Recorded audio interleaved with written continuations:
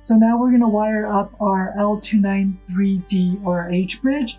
What you should have received is your IC on a little pink piece of anti-static foam. Just pluck that off and then put it carefully into your breadboard. Sometimes the legs are going to bend. If they bend, just bend them back and then lightly put it in.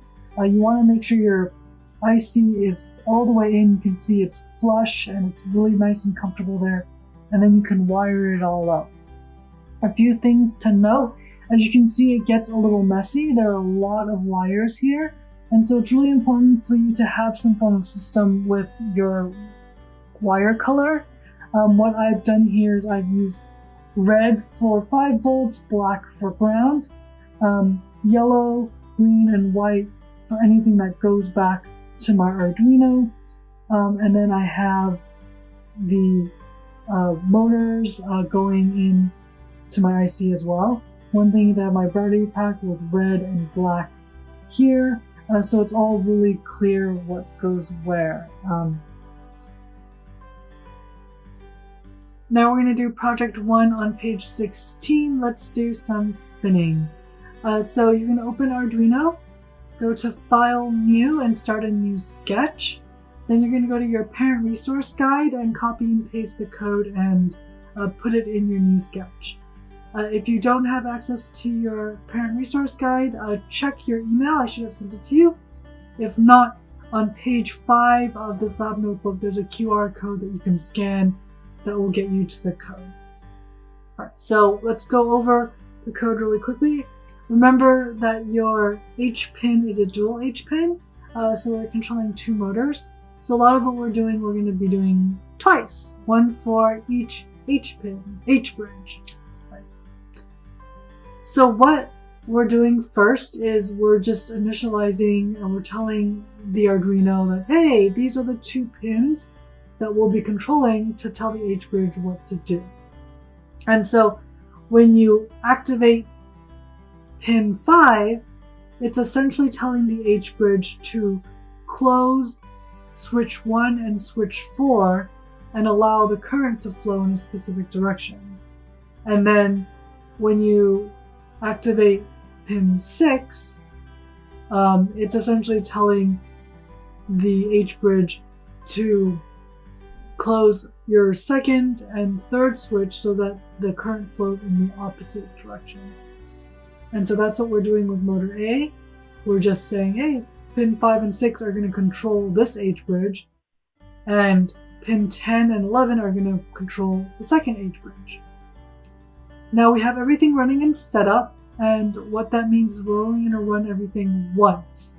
So if you want it to run over and over again, you can copy this and then put it in your loop function. We have our serial port initializing.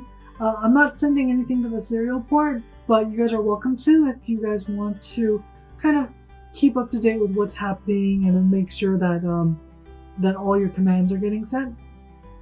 We're setting our pins as outputs, so we know that we're sending things out of our Arduino.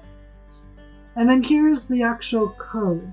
So the first code tells motor A to spin clockwise. So we're just activating pin 1, and then everything else is low. If your motor isn't spinning in a clockwise direction, then feel free to unplug your wires and then flip them and plug them back in, just like what we did on page 10. It's going to delay it for 2 seconds, and then we're going to go on and turn high on pin 2, and then everything else will be low. And we're going to do the same thing on motor B, where we're going to go clockwise and counterclockwise. And then we're going to finish it all off by ensuring that everything is deactivated so that our motors turn off. So now you're going to go and verify and upload, and don't forget to save your sketch and see what it does. So now we're going to run the code. A few things to note on my motors. I've stuck a piece of rainbow colored tape. So when it spins one way, it's going to look like a rainbow. And then when it spins the other way, it's going to look white. So you can see which direction it's spinning in. If your motor's spinning the opposite of the way you want it to spin, just take these 2 wires and flip them, and then it'll go in the other direction. So it's no big deal. I found it's easier just to change the wiring of the motor than the code itself. Okay, so I've already uploaded the code, and I'm going to push reset up on the top right here, and then you're going to see my motor spin. So there you go, 2 seconds, and then 2 seconds the other way, 2 seconds here, and then 2 seconds the other way. I'm going to do it one more time. You're going to see it run 2 seconds here, one direction, 2 seconds here, the other direction, 2 seconds here, one direction, 2 seconds there, the other direction. And I'll pop it up so it's a little bit easier to see.